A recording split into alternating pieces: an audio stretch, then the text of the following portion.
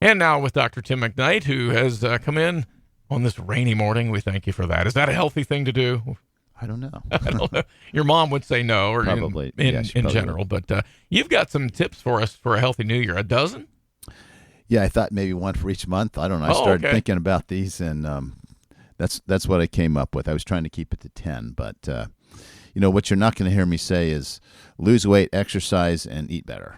But you'll hear that kind of in between the lines. Right. We're going to make this kind of easy for people. So number one, the beginning of the year, see your primary care physician. Just get a checkup and make sure that your blood pressure is okay. Let them screen you to see if you have undiagnosed sleep apnea, which is has a big impact on your health and goes undiagnosed often. Yeah. So have those things checked out. Have your basic blood work done. Make sure your kidneys are healthy. Make sure your blood sugar is within the normal range. Make sure your blood counts are normal. Make sure you're not vitamin D deficient. A lot of people are. And check your thyroid. Have that checked as well. And then make sure that you're up to date on your colonoscopy and mammogram for women. These things can really be life-saving, and they're pretty simple to do. And have your skin checked. And if you're a man, I think you should have a PSA to screen for prostate issues. So start with just a checkup with your doctor to say, hey, you're healthy, or let's go over your medications. I can't tell you how many people come in the office with a long list of medications, and when you go through it, you find out they're not taking 3 of them, but they're taking one that they didn't tell you about. And this can be disastrous. I want the listeners to think of every prescription medicine as a toxin and a potential threat to your health. You really need to have that approach, because sometimes they are.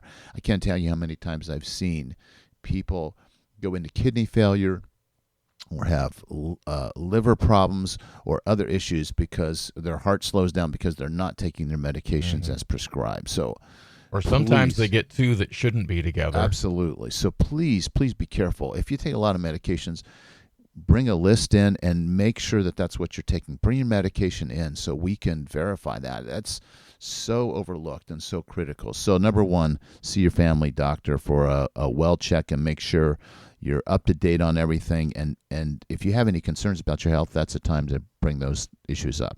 Number two is eat vegetables and fruit, especially berries. I think if you start with nature's foods, rich in antioxidants and raw, you're going to fill up on the most important foods first. So that's an easy one. Next, I would say move. And I'm not saying exercise, I'm saying move. Do a little bit more than what you've done the last month, the last year. And think of this in 3 things. Getting your heart rate up, strengthening your muscles, and stretching your muscles and your tendons and joints. A little bit every day, you'd be surprised where you can end up in 6 months, in a year. By the time the summer gets here, you're doing much more. So just move a little bit more each day. Number 4 would be get good sleep. And this is overlooked. We all know we need to do it, but make sure you do it. The best sleep happens before midnight for people that can do that, but try to get 7 to 8 hours of sleep. Many of us just push that window, and we're getting 5 or 6 hours of sleep consistently, and we're chronically sleep deprived. And that has a big impact on your health with cortisol levels and immune system and energy and your mood and anxiety. So get good sleep. And if you have sleep problems, talk to your provider about that. But I would recommend first thing is melatonin. Get a good quality melatonin. Maybe take a warm shower before bed. Don't go to bed with your iPhone and your TV on and all these lights that just stimulate your brain and your mind. So get good sleep is number 4. Number 5, optimize your hormones. And I'm a big proponent of this, making sure your thyroid is optimal, making sure your estrogen and progesterone levels for women are healthy and health promoting. And for men and women both, make sure you have optimal testosterone levels. Makes a huge difference as you get older. When those levels drop, you just don't have the same strength and stamina, and you start accepting that this is what old feels like, and that's not the case. If you do these things, you'd be amazed at what you can do as you get older. And that comes on gradually, so you might not recognize it right away. Absolutely. So, that's one that most people overlook, but it can make a big difference if we find something is low and we can replace that or support it. Number 6, stop hurting yourself. We do things like sleep deprived, We eat the wrong foods. We drink too much caffeine because we're sleep deprived. We use tobacco and we use alcohol. If you're trying to lose weight and you're drinking a glass of wine or you're having a couple beers every night, forget about weight loss. It's not going to happen. So you're making choices here. If you want to drink, then those are the consequences. And of course, heavy drinking is obviously very dangerous, and it's really sad because it impacts relationships and lives. But I would say those chemicals really are not meant for our health. They're meant for relaxation, recreation. But if you're looking to get healthy, you really need to stop doing the things that are hurting your health, impairing your health. Number 7 is boost your immune system. And you do this, number 1, by food, nature's foods. Number 2, by sleep.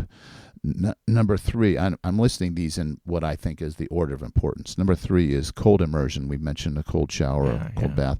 Don't jump right into that, just go into all out cold, but start challenging yourself a little bit, because it can really be helpful, and you'd be surprised what you learn to tolerate. And then there are supplements that I think can be really helpful for immunity. Vitamin C, 1,000 milligrams a day. Zinc, 50 milligrams a day. Vitamin D, 5 to 10,000 units a day. A B complex, and maybe a good antioxidant like turmeric or fish oil. So boost your immune system. Number 8, fast. There is nothing wrong with skipping a couple meals. Our social trend is to have 3 meals a day and nibble in between. And if we've had a bad day, where's the chips? Where's the candy bar? But fasting is really good for our health. And we've talked about intermittent fasting. And there's no magic number here on how long you go without food. Maybe a day, maybe a day and a half, maybe 2 days, maybe just 2 meals or 1 meal. But start skipping meals. We could talk a long time about the benefits of fasting, but that's a critical one. Number 9 is have positive energy, and this is something people overlook. Your thoughts and your emotions and your relationships have a huge impact on your attitude, the way you look at yourself, the way you look at others, whether you get out of bed early to exercise or you stay in bed. So really focus on positive energy and make sure that you surround yourself with positive energy. People, colleagues at work, coworkers, family members. Try to be around the people that really sort of give energy to your step and make you want to. They just energize you, and be that person yourself. Number 10, this is really critical, but I can't tell you how many times I've seen this in the Fit for Life participants, is learn to forgive. Forgive other people, and especially forgive yourself, and allow yourself to be human and to make mistakes and to move forward and try to do better. If these relationships with others or yourself are impaired or diseased or not healthy, your overall health is going to suffer.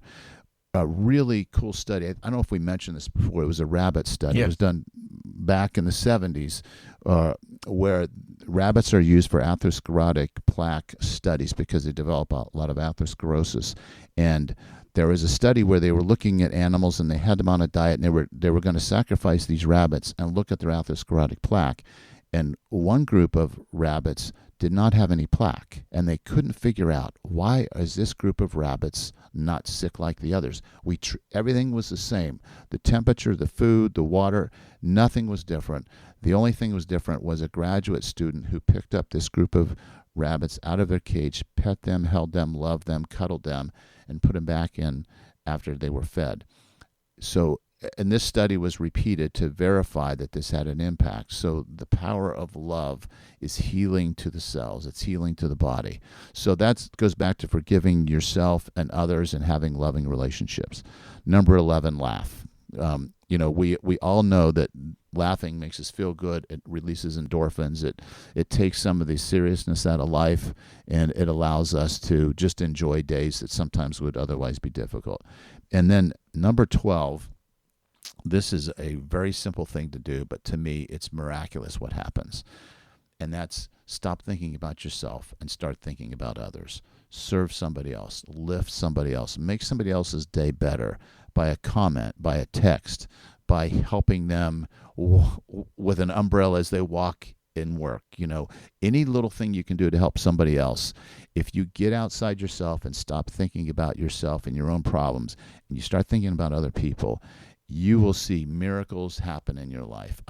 And I mean literally miracles. You will see things that you never thought were there, and it will just make all the difference in your life and put things in perspective. You will feel useful. Absolutely. Yes, absolutely. So that I can't emphasize that enough, because every time that I feel down and discouraged and depressed, it's the thoughts are always turned inwards. And it's all me, me, me. But when it's other people, what can I do? Those are the times that I feel the most useful, that my life has the most meaning and purpose, and I'm the happiest. So I think that's the message of the Bible, and really the message of any major religion is serving others and helping others. So I think if people do these things just a little bit every day, you'll find that your health improves, your attitude improves, your mindset improves, the quality of your life improves. And I didn't say exercise, lose weight, and eat right, but I did say those things, but not in the way that you might have expected. Is the rain cold? Because you could do cold immersion right now. It's not really that cold. Oh, At least it's not for me, Okay. but maybe for some people it is. That's true. You're used to it. Hey, well, thank you. Appreciate those tips. We'll have this as a podcast up on the Facebook page later today in case you didn't have a chance to write it down or would like to hear it again or whatever. So, Dr. McKnight, thanks a lot. Happy 2023. Happy New Year. Let's laugh a lot. Okay, I like it. Thank you. Dr. Tim McKnight, as we talk with the doc this morning.